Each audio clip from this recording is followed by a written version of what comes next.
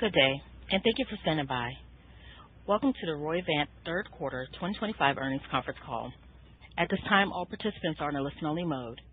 After the speaker's presentation, there will be a question-and-answer session. To ask a question during the session, you will need to press star 11 on your telephone. You will then hear an automated message advising your hand is raised. To withdraw your question, please press star 11 again. Please be advised that today's conference is being recorded. I would now like to hand the conference over to your speaker today, Stephanie Lee. Please go ahead.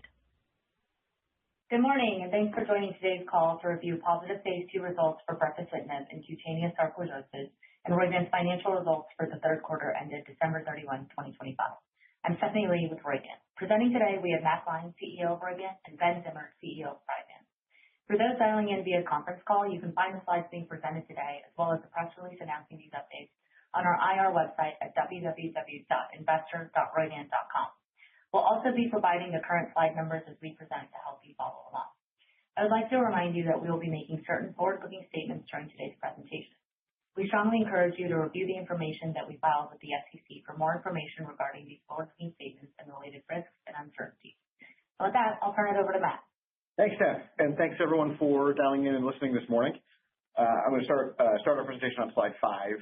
I was sitting talking to the team, it was about a week ago today, looking at a draft for this morning's presentation and thinking that it was going to be a pretty boring 10Q. We had gotten together in December for the Investor Day. We had spoken at the JP Morgan conference, and it turned out to have been a really busy week. So we have some great updates, obviously, most notably the phase 2 data in brepo and CS, which Ben is going to present on momentarily. But truth is, terrific execution and progress across the board for us this quarter. Obviously, that data is a highlight.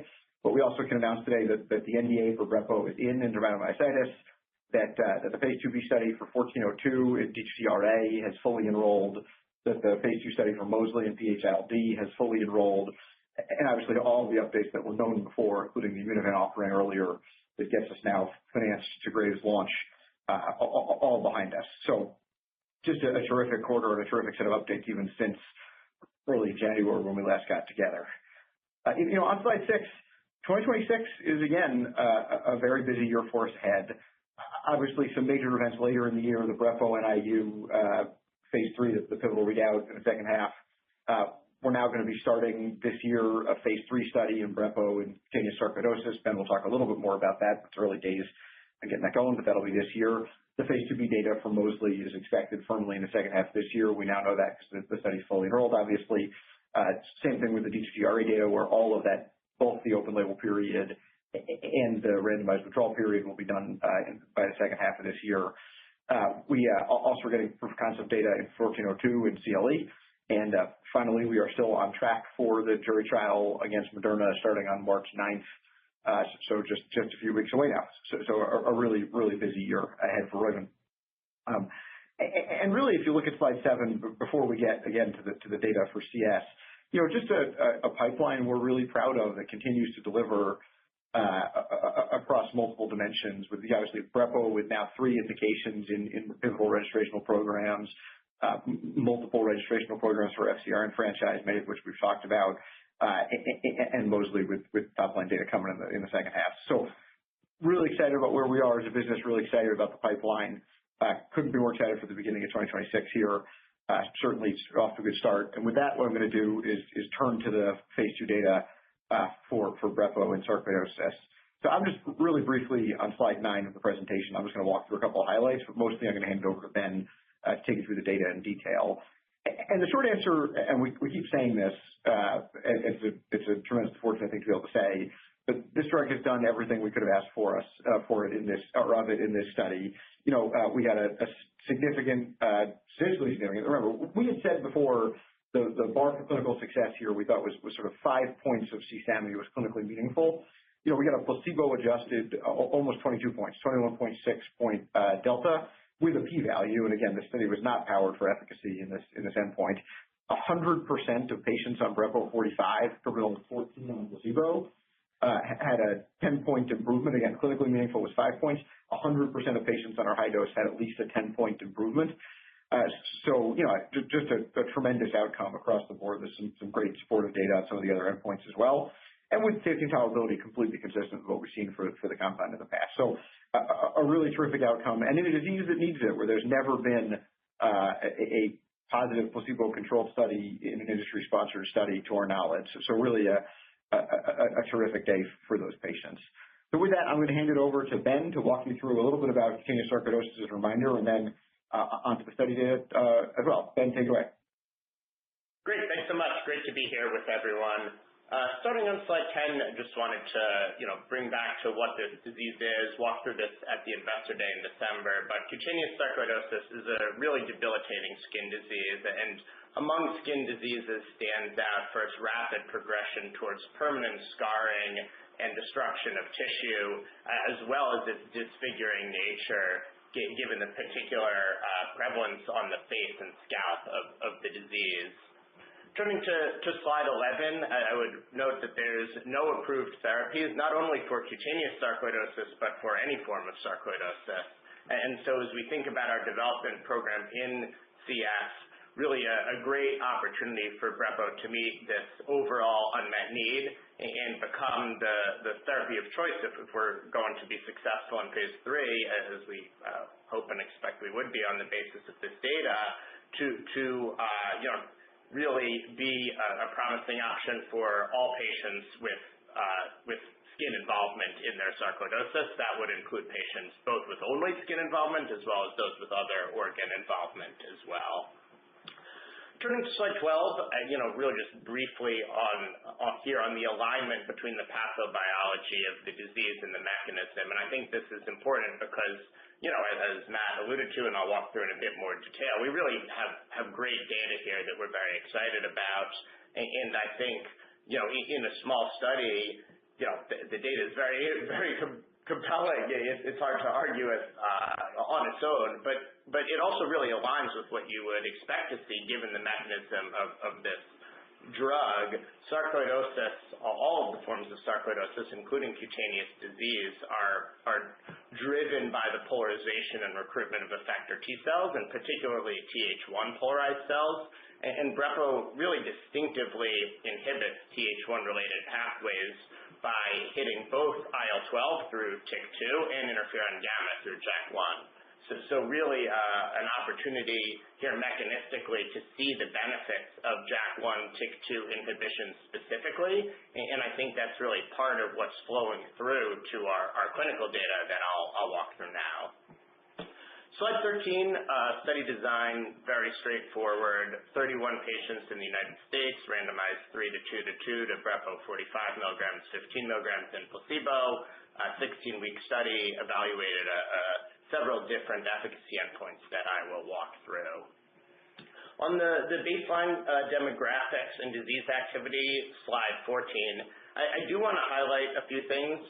First, if you look at the duration of disease and background damage of patients, brepo 45 milligrams and placebo very well balanced between those two arms, but 15 milligrams actually quite a bit lighter on duration of disease and damage, which would mean really a higher bar for both brepo 45 and placebo. And then I would also call attention to the plaque predominant morphology. Cutaneous sarcoidosis can present through both plaques and papules.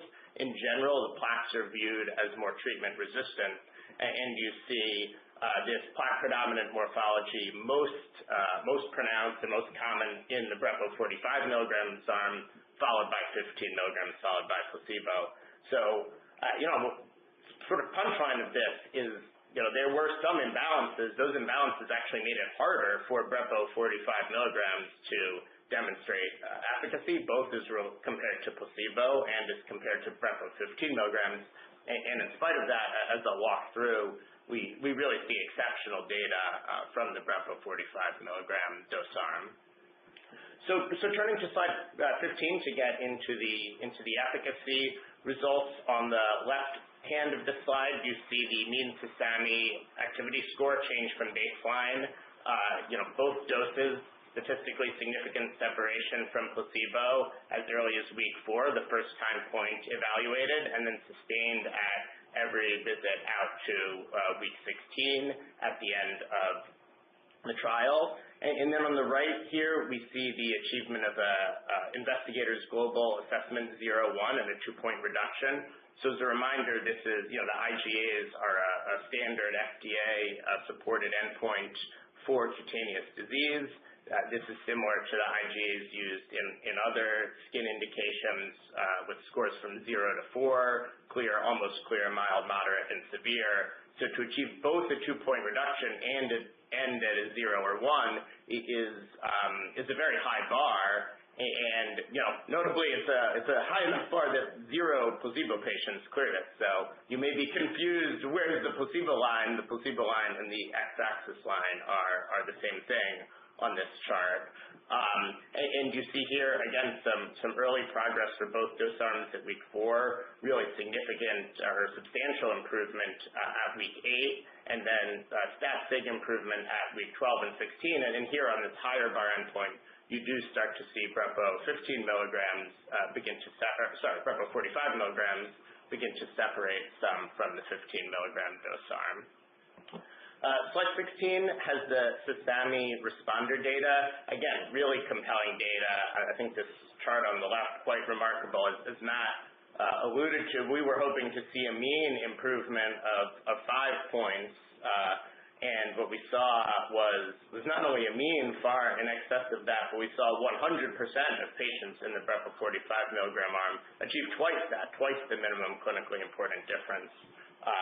So, really every brepo 45 milligram patient, a responder in this trial, and as I'll walk through momentarily, that's really corroborated by an independent patient-reported outcome as well. And then you see on the right-hand side of this chart achievement of a Sasami less than 5. Notably, this is not an improvement by less than 5. This means that the absolute score by the end of the trial is 5 or less, which is a standard for functional remission. And you see 62% of brepo 45 milligram patients achieving that compared to no placebo patients.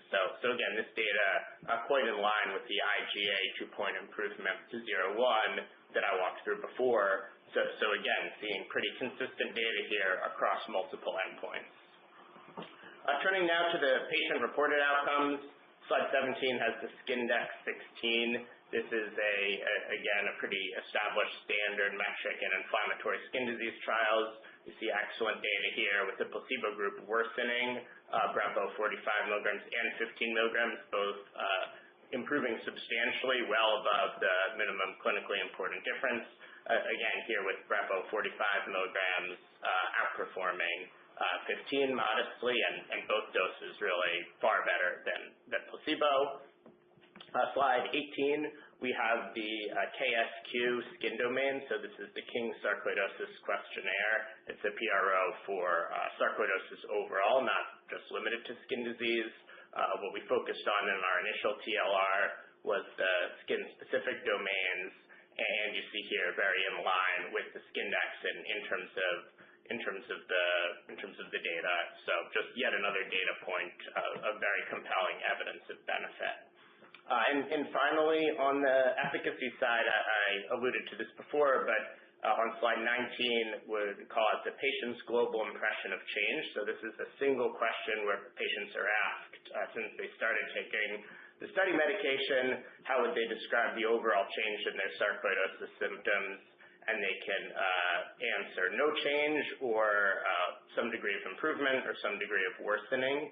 I think this is a powerful endpoint for its simplicity, and notably 100% of brepo 45 milligram patients reported that they have improved, again, consistent with the Sasami data where we saw 100% response rate. So very compelling here. Brepo 15 milligrams, also very considerable improvement for most patients, although 2 patients in the brepo 15 milligram group did not only did not report improvement, but actually reported worsening, and then in the placebo group, very little improvement, and most patients reported either worsening or no change. Turning to slide 20, safety data. I think brepo was very well tolerated during this study. We had no SAEs in the study, and all adverse events were graded mild or moderate in severity. So, against the backdrop of this efficacy data, in particular, certainly, the safety data we see would tee up a potentially very favorable benefit risk profile for brepocitinib for these patients. Obviously, we have over 1,500 patients of data in brepocitinib, and so the overall safety database is characterized by much more than just these results. But certainly here, nothing that would really add anything to what's already known about the drug from that perspective. And I think, again, starting to dose it now in this particular patient population, I think we see the early signs of a very indication-specific, compelling benefit risk profile. So just to wrap up very quickly before handing it back to Matt, really compelling evidence of benefit. The effect sizes we see here are extremely large. We see them very consistently across multiple different endpoints, including independent patient-reported and physician-reported assessments, very high response rates, including the 100% response rate for the brepo 45 milligrams arm, and a rapid onset of action sustained over time.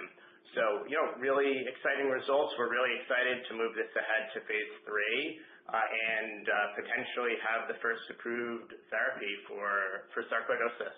So I look forward to discussing any questions later, and I'll hand it back to Matt. Thanks, Ben. Look, we're just terrifically excited about this data and about what it means for us and what it means for these patients. On slide 22, just sort of as a reminder of what the picture for brepocitinib now looks like, people toss around the phrase pipeline in a product for a lot of different products.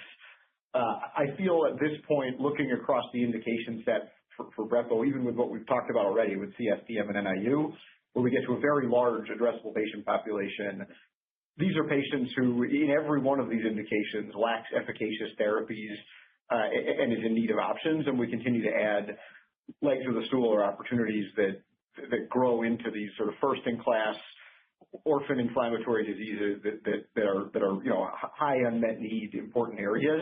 And I think we've got more to come there, so stay tuned. But just starting to feel like brepocitinib is a really important medicine for us and hopefully for patients. So looking forward to continuing that journey. I'm going to breeze through a couple of other highlights or updates across the portfolio. We'll do a quick financial update, and then we'll do Q&A at the end. Super quickly on slide 24, as a reminder, IMVT-1402 remains a huge focus for us at Immunovant. We think we've got an FcRn with potential best-in-class efficacy, with a safety profile that looks, favorable even within the class. Obviously, convenient administration with a sub-Q auto-injector, and we've raised again here pipeline and product potential. Again, with Graves among our lead indications, where we're expecting pivotal data in 2027. We're now, as I mentioned earlier, expecting the D2T-RA data later this year, and that study is fully enrolled. We actually enrolled 170 patients in that study, up from the anticipated 120 originally, and that was in part just due to speed of enrollment and the level of enthusiasm from the patient and doc community.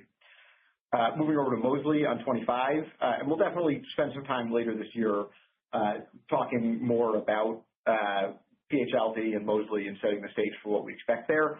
But that study is fully enrolled, with thanks to those patients, investigators, and to the Immunovant team. PH-ILD remains an exciting opportunity for us, where targeted delivery gets at a disease where lung is the primary site of disease activity. We think we have a convenient once daily dosing regimen in a disease where existing therapies mostly have multiple daily inhalations, and where there aren't very many existing therapies. Bluntly, we expect or hope for tolerability benefits, and then as I think we showed really the best ever PVR reductions in the PAH population, and if that translates, we may be able to get some best-in-class efficacy as well. So really excited about what we could do there later this year. I think it'll be a really important part of our story in the coming months. And then finally, and as before, I'm not going to spend a ton of time talking about this today because we're so close in here, but the jury trial in the Moderna case is scheduled for March 9th.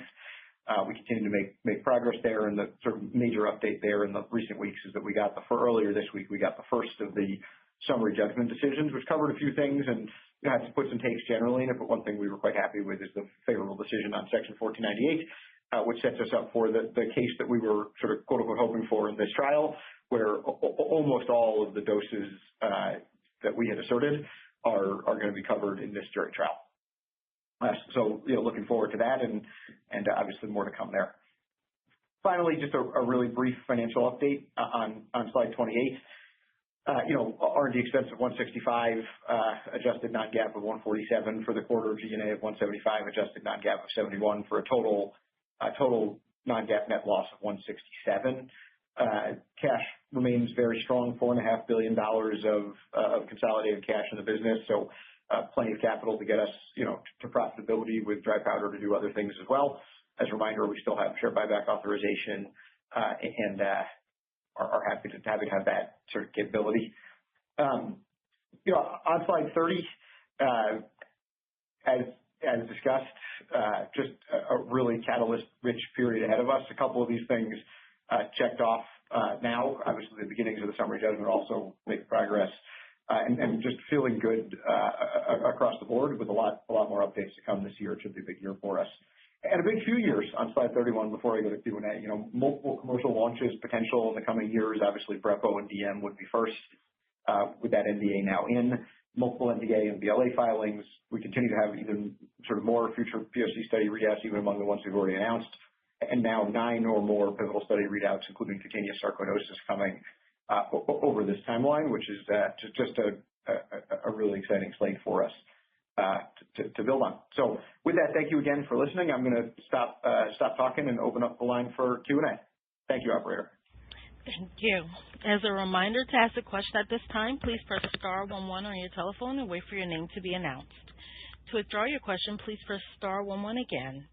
Please stand by while we compile the Q&A roster. Our first question comes from the line of Corinne Johnson with Goldman Sachs. Your line is now open. Good morning, guys, and thanks for the question. I think you've mentioned today and previously that you'd consider further development expansion opportunities for brepocitinib, and I'm curious how these data kind of inform the direction you'd like to go. Maybe you could also help us kind of size the opportunity set, particularly with respect to what percent of the patient population you think are great candidates for this relative to NIU and dermatomyositis. Thanks. Yeah, perfect, Corinne. Thanks. It's a great question. Look, I think the first thing is we are absolutely enthusiastic about further development of Brepo. We have other indications that Ben and the team are hard at work at. What I would say the main thing about this data is just that it continues to underscore how strong an agent Brepo can be in these patient populations that need it and sort of drives enthusiasm, but I don't know that it reveals anything specific or new, other than, we're continuing to think about other forms of sarcoidosis, et cetera. CS is another indication where we will be the first and only drug approved if we're successful from here. And then on patient population, look, I think this is right in the sweet spot of what we've been trying to do, not just bluntly for Brepo, but across the different drugs we're developing, where, we're in this kind of large orphan market. And again, we might do things outside of this category, but it's been a really good space for us and for others with tens of thousands of patients, a big opportunity, high unmet need. And we think it'll be the kind of thing that we can tractably launch and that we can make a successful franchise around. So it feels great from an ability to benefit these patients' perspective and from a commercial perspective as well. Ben, anything you'd add there? I would just add that, I think, and this is something we've felt already, but this data really enforces that, of the alignment of TYK2/JAK1 inhibition to T-cell polarization, both as we see here, predominantly Th1 driven, but also Th17 driven. And, the mechanism of TYK2/JAK1 inhibition really does align to that through IL-12 and interferon gamma for Th1, IL-6, and IL-23 for Th17. And I think, that's really one of the mechanistic hypotheses around the distinctive benefits of TYK2/JAK1 inhibition. Others are obviously the type 1 interferon suppression that's very important in dermatomyositis, in addition to the T-cell polarization.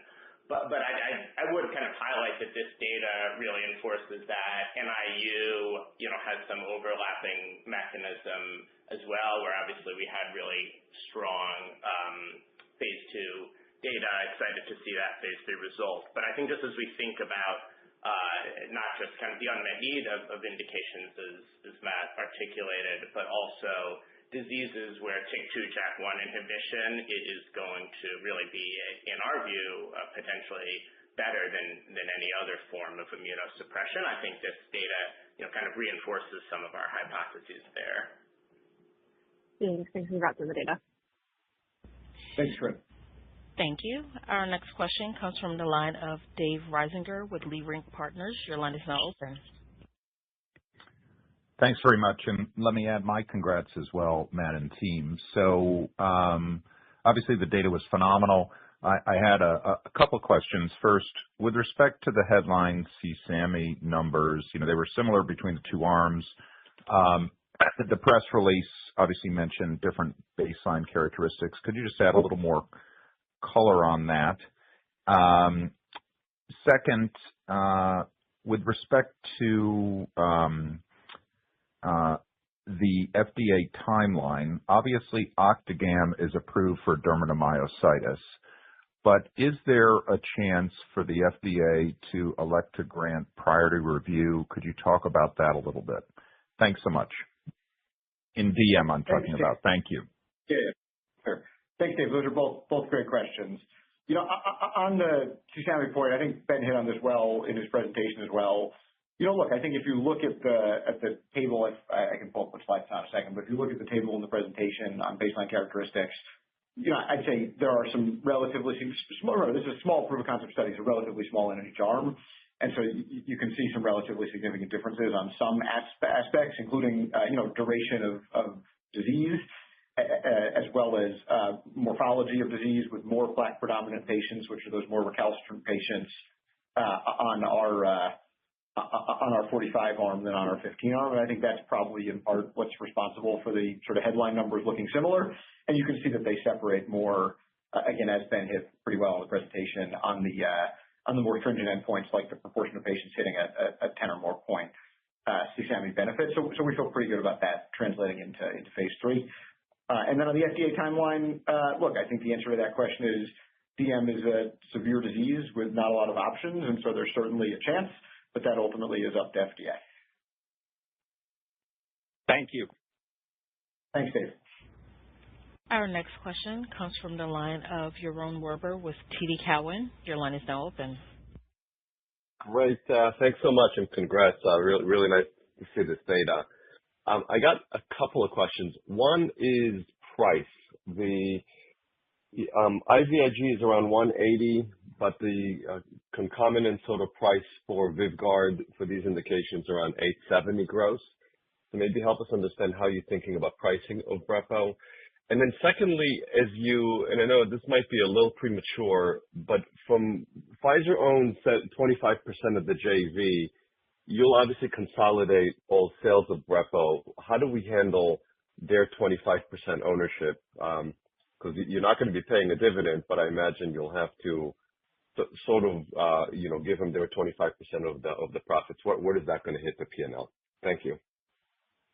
Yeah, thanks, Yaron. Those are both good questions. Look, I think on price, we obviously have not decided on a price yet. It's too early to have an answer to that question. What we've said before is taking bookends that are not so different from the ones you quoted there. I think our view is IVIG is probably a little bit more expensive than that in practice. That those bookends are a reasonable place to think about in terms of the pricing envelope for these indications is what we've said before, and I think that continues to stand. I think it gives us a lot of room.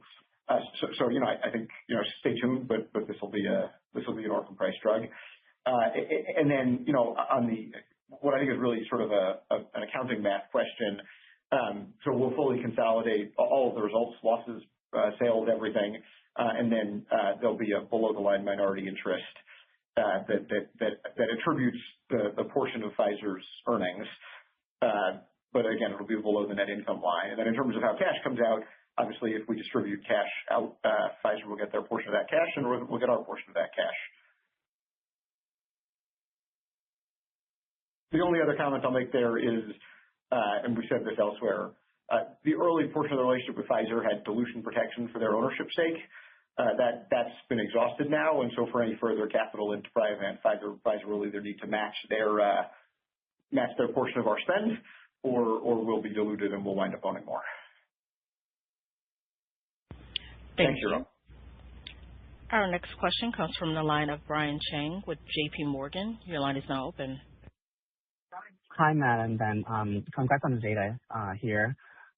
Two questions from us. As we think about the phase 3, what's your latest thinking about the size and the dose that you have picked? And just curious if you have any thoughts about how we should think about the stability of efficacy going from a phase 2 to phase 3 for this indication.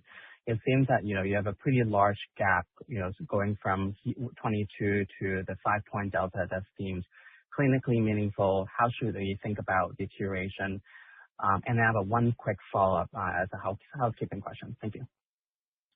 Yeah, thanks, Brian. Look, I'm mostly going to hand over to Ben for these questions, but I'll just say it feels like we've got a fair amount of cushion in the quality of this data. And also, this was a relatively small study. There aren't a lot of other studies to go on in CS, so we kind of got to take our guidance from here. But it was nice to see a low placebo response. Ben, you want to talk a little bit about that and about whatever we can share at this point on phase 3 design? Yeah, sure. I mean, first, just on erosion, obviously it would be hard to do any better than this. But I think that the minimum clinically important difference is, as we've discussed, is 5 points. Here we have over 20 points. We could have significant erosion and still have a very compelling data set and a very compelling product profile for patients and physicians.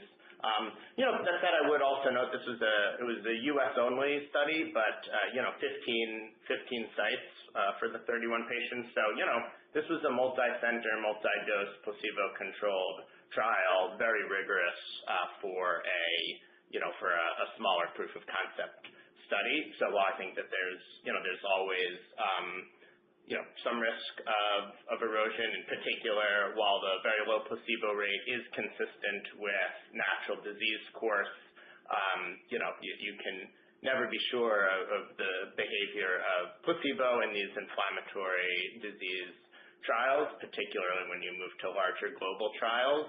But broadly speaking, I think this data gives us an incredible cushion to still have an effect size in phase 3 that maybe is as large or maybe is not quite as large, but still would be extremely compelling. As far as the design of the phase 3, in terms of size, I think we would probably be looking at sort of similar size per arms to the DM trial roughly, but we need to kind of take this data into consideration and think more about the powering and have final discussions with FDA on it, including as related to the indication safety set that they would want to see to support approval. So we'll have more to share on that after we engage with FDA, and the same is true on dose. I would say that I think our incoming hypothesis to this trial is that 45 milligrams is based on the totality of the 1,500 patient data we have, a very compelling potential option for these patients, balancing benefit and risk, and certainly I would say in totality, this data reinforces that. You see, really excellent efficacy results from the 45 milligram arm, including on some of these higher bar, more stringent endpoints, starting to see real separation with 15 milligrams, and then certainly in terms of the safety data, nothing that would suggest the overall safety profile of 45 milligrams that we've seen across all of the different indications in which it's been studied, that nothing in this data to suggest there's anything specific to cutaneous sarcoidosis separate from those. So I think, broadly speaking, I would say we're very excited about 45 milligrams coming into the study. We're even more excited about it coming out of the study. 15 milligrams also performed very well, and that's great to see. It really just speaks to the overall efficacy potential of the product, and so we'll kind of have a final update on that after we engage with the agency. Got it. Thanks, Ben. And maybe just one quick one on the housekeeping side. So looking at the 10-Q from Immunovant, can you give us a little bit more color on the return for certain rights around batoclimab back to Anhol? Is there any read-through to how we should think about the setup for the TED data readout later this year? Thank you. No is the short answer to that question. Meaning there's no read-through or anything. It's just, as we get closer to that data, depending on what we decide to do with batoclimab, and if we decide to further develop it, we'll have to make a decision around how to work together with Anhol on next steps there. So that's really it. Nothing to say. Great. Thank you, Matt. Thanks, Brian. Our next question comes from the line of Dennis Ding with Jefferies. Your line is now open. Good morning. This is Anthea on for Dennis. Thanks for taking our questions, and congratulations on the data. I wanted to ask two questions on upcoming catalysts. First, on Daubert, can you explain how important Dr. Mitchell's testimony is to the case in proving direct infringement, and whether or not there's any risk to that being taken out, so to speak, ahead of trial? And then on PH-ILD, thoughts on the competitive landscape and if sotatercept could work in the disease as well? Thank you. Thanks. Both great questions. Look, on Daubert, as we said, we really can't talk too much about an ongoing litigation. There are a variety of Daubert motions in front of the court. What they are visible, and the judge will make a decision on all of them, and anything within the range is possible. Obviously, we're hoping for favorable test outcomes in each case. On the PH-ILD question, look, I think the answer is, in theory, any drug that improves PVR could work in PH-ILD. Systemic vasodilation has not, in and of itself, been a great approach in PH-ILD, but sotatercept certainly could work in PH-ILD. Right now, we are slated, I believe, to be the first non-prostacyclin, non-treprostinil in PH-ILD. I suspect, given the amount of unmet patient need, there will be others behind us, but I think we have a really favorable profile as we enter that space. Thanks, Anthea. Thank you. Our next question comes from the line of Yasmeen Rahimi with Piper Sandler. Your line is now open. Good morning, team. Thank you so much for all the color. As an Immunovant covering analyst, would love to spend time on 1402 and get some color around the near term RA readout. Obviously, the study is upsized. Help us understand, as the study is coming to an end, reading out, what you hope to see and how you're sort of preparing for filing, and how soon you could actually get ready for that first phase 3 registrational study to be shared. And then I'll jump back in the queue. Thanks. Appreciate the question. Look, I think in terms of expectations for RA, I think the short answer to that question is, on the one hand, these are patients with high unmet need, and so in some sense, the bar for efficacy is relatively low compared to what we may be used to seeing in RA. On the other hand, there's just very little precedent data for drugs in late stage RA with sort of this level of pretreatment, and so it's hard to know. I think we're doing some work on that very question now, and we will share some guidance on what would cause us to run the second study before we put out that data. So I'd say stay tuned for that. Remember, these are burned out patients with pretty tough disease at this point. So obviously, if we're excited about the data, there's a potential for it to be a big product. Obviously, we will engage with the agency once we've got the data and think about what a plan looks like. I think the base case expectation should be that this is one of a couple of studies that we'll have to run just because this is a relatively smaller randomized withdrawal trial. But we'll see the data and then we'll have a better answer to that question. Thanks, Yasmeen. Thanks. Our next question comes from the line of Prakhar Agrawal with Cantor. Your line is now open. Hi, good morning, and thanks for taking my questions, and congrats on these amazing results. So maybe on brepo in CS, just wanting to better understand the market opportunity here. You've talked about 40,000 eligible patients. Would all of these be eligible for brepo therapy and meet the inclusion/exclusion criteria for the trial? And if that's the case, do you think this is a similar size opportunity as dermatomyositis? And maybe just one follow-up on the phase 3 design. Would the time point of the endpoint be 16-week, similar to your phase 2, given you already have the safety database, or would you have to test longer? Just trying to figure out if there is any ways to accelerate development here. Thank you so much. Yeah, thanks, Prakhar. Great questions.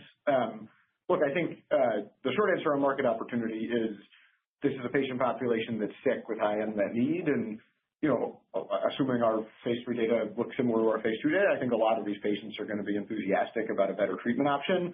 It's probably a modestly smaller indication than dermatomyositis, just in terms of total N. I mean, obviously DM is 40,000 patients in treatment, but 70,000+ total patients. So I probably think of this as an exciting opportunity, but a little bit smaller than the DM opportunity. Although again, depends on the phase 3 data. And then I think the short answer on phase 3 design is let's just wait until we've had the conversation with FDA before we sort of talk about final outcomes. But we're going to be looking to leverage as much as we can of what we've learned from the phase 2 study, and obviously to the extent that we can match parameters on which we're confident, we'll do that.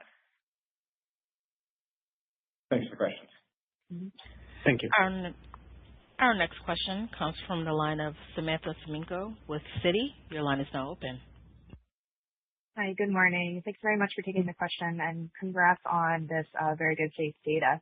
I'm wondering what percentage of patients in the Beacon study had organ involvement, if you have that, and were you able to collect any data that would allow you to assess whether brepocitinib impacted organ-specific manifestations? And then just as a follow-up there, do you see a path to expand into other forms of sarcoidosis with brepocitinib? Thank you. Yeah, thanks. Look, I'll take the second of those questions, which is certainly it's something we will evaluate in terms of further places to study brepo. And as I said before, we have ideas inside and outside sarcoidosis that are exciting, so stay tuned and we'll be back with it. On the first question, in terms of patients with organ involvement and what we can learn from it, Ben, anything you'd share about that? Yeah, around 60% of the patients had some pulmonary involvement, and around 30%, inclusive of that 60%, had some other organ involvement, mostly ocular involvement.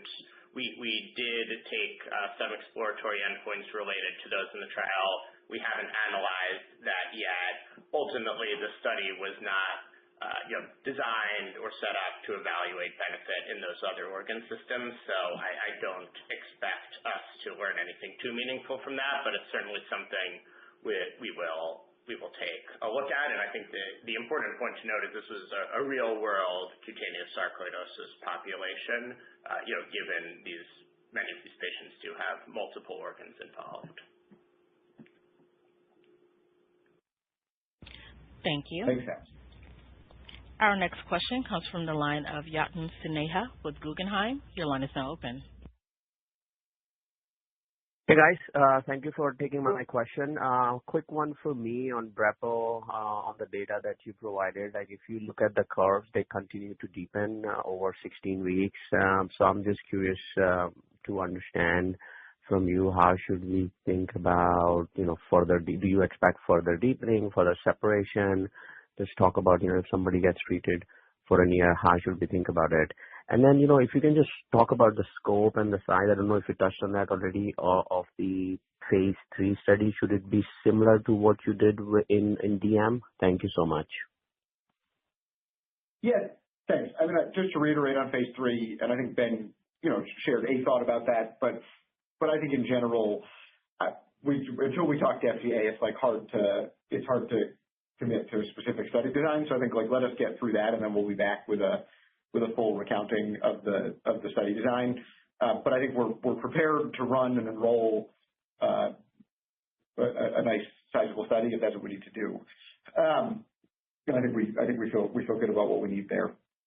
And then in terms of continued deepening, we're just looking at this data for the first time this week, so I think we're continuing to explore all of the various features.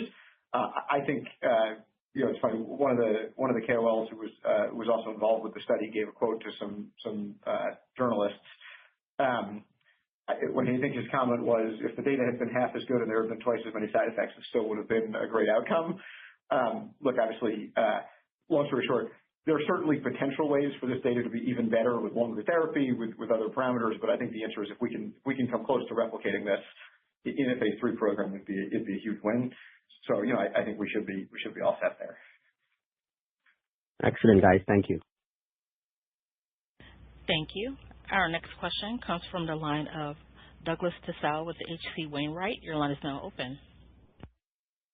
Hi, good morning. Thanks for taking the questions. I guess, Matt, I'm just curious, with Brepo, how broad are you now thinking about the opportunity, right? I mean, I think, we've seen great results, obviously, in CS today, on DM, as well as NIU. There is obviously a lot of data with JAK inhibitors in various indications, but not necessarily, full randomized trials or proof of concept. I mean, is that the breadth of universe, or is there other white space that you're also thinking about where JAK hasn't been explored at all, but perhaps it's worth exploration just given the magnitude of effects that you're starting to see? Thank you.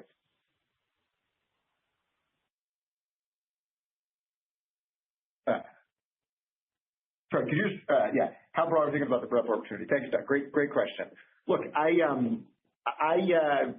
think the short answer is, I think you can see from our indication selection already that we've been creative and thoughtful in going after indications with high unmet need, including lots of places where JAKs have not been explored. And I think there's a lot of opportunity here. I'll just reiterate something Ben said, and Ben, if you want to do it again as well, I think it's a really good point to hit. Look, I think anywhere that TIC and JAK are both important is a particular area of focus for it because it gets at the uniqueness of our mechanism, and I think we've done a really nice job, again, thanks to Ben and a bunch of people, Roivant as well, the Priovant team, on exploring that biology. I think we have more ideas in that category. Ben, anything you sort of add there mechanistically or otherwise? No, I mean, I think I covered it earlier. I would say that the answer is both. I think there are some, indications where there's maybe some IITs or clinical reports from off-label use of other JAK inhibitors where we think TYK2 JAK1 inhibition is really optimally suited for it, and I think those are indications we're evaluating that would obviously be, highly de-risked. I also think to your point, as we continue to see more and more excellent data here, I think we're definitely looking into some, to some obviously higher risk, but also exciting potential opportunities where there's less proof of concept, and we would see what we end up with there. And Matt, if I can, one follow-up, just, obviously business development has always been such a big part of the Roivant story, but just given the sort of expanding horizons for both Brepo as well as, IMV, 1402, how are you thinking about capital allocation in terms of external versus sort of just internal R&D investment? Thank you. Dollars go to the best opportunity wherever they are, is the short answer to that question. Look, we're funded through profitability on our existing portfolio. Obviously things like running the phase 3 program in cutaneous sarcoidosis are no-brainers at this point, and we're definitely going to do it. And adding additional indications for Brepo or for 1402 or for Mosley are attractive options because those mechanisms are strong and will work in other places. That said, and I'm sitting across the table from Mayukh right now, the world's full of attractive opportunities, and we look at all of them. So I think, we've absolutely got opportunities to deploy sort of externally as well, and it continues to be a core part of what we believe we are good at. Thank you, Doug. Thank you. Our next question comes from the line of Derek Archila with Wells Fargo. Your line is now open. Hey, good morning, and congrats on the data. Thanks for taking the questions. So just quickly on Immunovant, in terms of, we saw positive data for nipocalimab in systemic lupus, so curious about how you think about the read-through to cutaneous. And then second question, just in terms of, commercial synergy between Brepo and 1402, Obviously, we're Immunovant covering analysts, so just curious how you think about fielding a sales force in the most cost-effective manner to leverage both, Brepo and 1402 between the two companies. Thanks. Yeah, thanks. Look, these are both really good questions and important areas for us. On SLE, first of all, I was on record long before the Brepo study in SLE as saying that anybody who isn't afraid of a lupus study is, I think the word I use is an idiot. And so I'll say congrats to J&J on the positive data in SLE. It's always impressive when people are able to deliver those kind of results. It certainly supports the use of FcRns in diseases with a lot of complicated immune activity going on at the same time. There's probably some read-through to CLE in the sense that there's some pathophysiological overlap there. But every lupus study of any kind is its own special flower, and we'll have to be successful in CLE on our own. We like cutaneous lupus in part because we know that derms are pretty good at reading those kinds of endpoints, and so we feel good about that. Again, CLE is a different competitive landscape than SLE, and we're watching that bar as well. On the sort of commercial question, look, the first thing I'll say is even bluntly within a big pharma company these days, the truth is that for de novo launches, mostly you deploy a field apparatus that is specific to the program because you want to engage with those very specific physicians, because you want sort of full voice share of your field force on the product. And so I'm not sure I think of like quote unquote sales force as the most important commercial synergy, but we are definitely thinking about things like contracting expansively to make sure that we can get maximal benefit from commercial scale across the portfolio. And there definitely are areas where that is top of mind for us that I think will translate to benefit both for the commercial performance of Brepo and for the commercial performance of 1402 as those launches progress. Thanks, Derek. Our next question comes from the line of Ash Verma with UBS. Your line is now open. Hi. Thanks for taking our questions. So for Baro's just upcoming the TED results, the data that you're expecting, just curious how you're thinking about that in the light of recent VYVGART setback in TED. In your case, how confident are you that a positive Graves' disease readout would translate to success in thyroid eye disease? Thanks. Thanks. Look, appreciate the question. Obviously, TED is out there, and that data is coming when we have both studies in the first half of this year.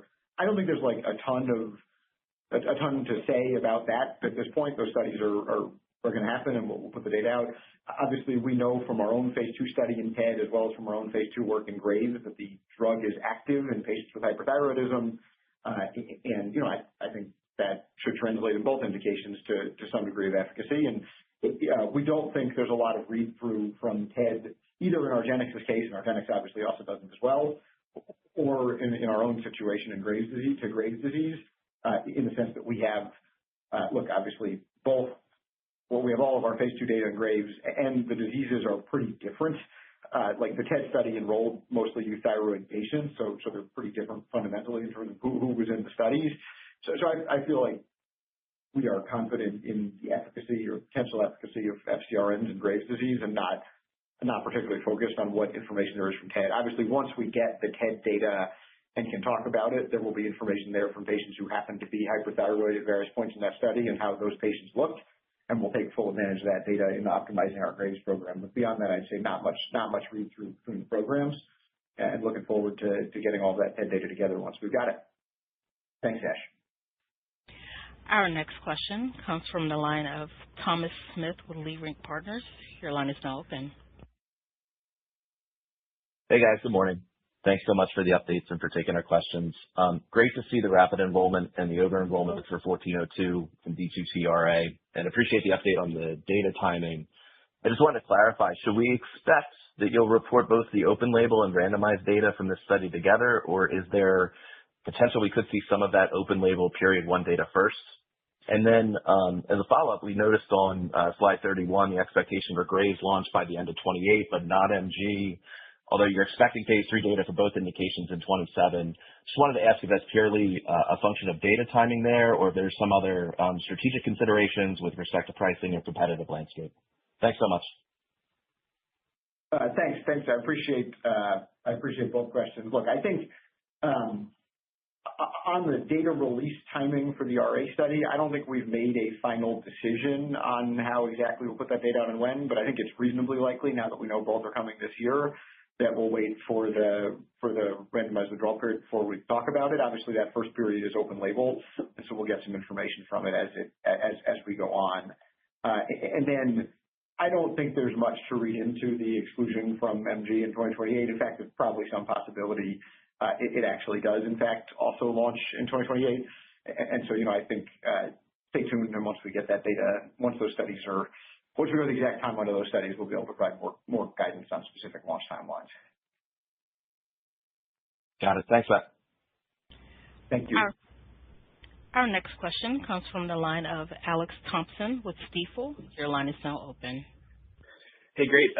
Thanks for taking my question. Maybe one on sort of the competitive landscape in Graves. I guess with argenx entering the area and maybe trying to follow their strategy of chasing fast follower indications here, like how confident are you that you could maintain your lead in Graves if argenx were to run maybe 26-week studies or even one instead of two studies? Thanks. Obviously, the extent of our lead in Graves, thank you for the question. The extent of our lead time in Graves will depend a little bit on argenx's study design and what they decide to do. And until we know what that design is, it's going to be hard to say. Certainly, shorter studies will be faster than longer studies mechanically. I think we have a lead in Graves that will be significant, roughly no matter what design argenx runs. We have great relationships with those KOLs, the doc community. We've been out there. One of our studies is also 26 weeks.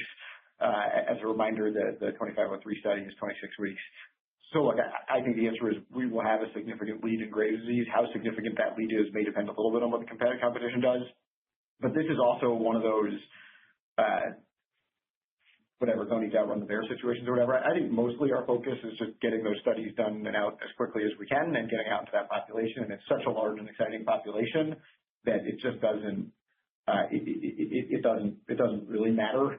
The other thing I'll say is, as a reminder, we feel like we showed pretty conclusively in our phase 2 data that the deeper IgG suppression that we expect to deliver will matter in this population. And I think especially on remission, and I think that will also be a significant factor in Graves' disease. So looking forward to getting all that data together. Thank you for the question. Thanks, Matt. Thank you. And this concludes the question and answer session. I'd now like to turn the call back over to Matthew Gline for closing remarks. Great. Thank you, operator. Thank you, everybody, for the good questions. Thank you all for listening this morning. I want to once again thank everybody involved in all of this, including particularly with the cutaneous sarcoidosis data, the patients and investigators involved in that program, as well as the Priovant team for their execution there, but also everybody at Roivant and all of the patient investigators on all of our studies. Look, we've got a lot more to come this year, so I'm sure we'll be back together soon, and I'm looking forward to continuing the discussion. Thank you, everybody, and have a great day. This concludes today's conference. Thank you for your participation. You may now disconnect.